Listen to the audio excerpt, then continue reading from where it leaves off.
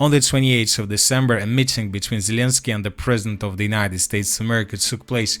That was probably the most important meeting of 2025 that finished without any results, but neither for Ukrainians, for Russians, or for Americans.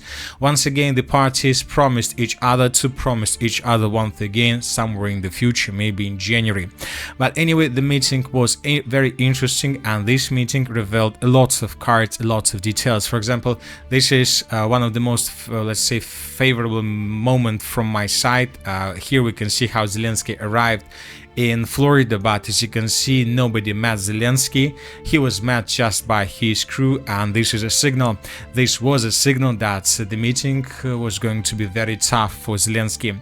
And the meeting didn't stop, and the President of the United States of America had posted a very interesting statement. He said that he just had a good conversation and very productive telephone call with President Putin of Russia prior to meeting at 1 p.m.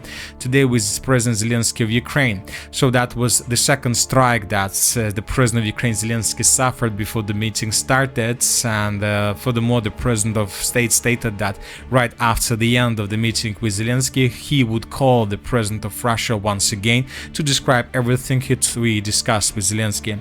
So that was a very interesting meeting, and if you ask my opinion, I was waiting for a scandal, but nothing like this happened. The meeting was more or less normal, but as I told you, this meeting ended without results. So the President of Russia and the President of States most likely expected that Zelenskyy would accept the plan or the proposal or a document that Russia and the United States of America are working with, but nothing like this happened. Once again, the parties promised each other to promise each other once again somewhere in January. And lots of issues and questions were discussed.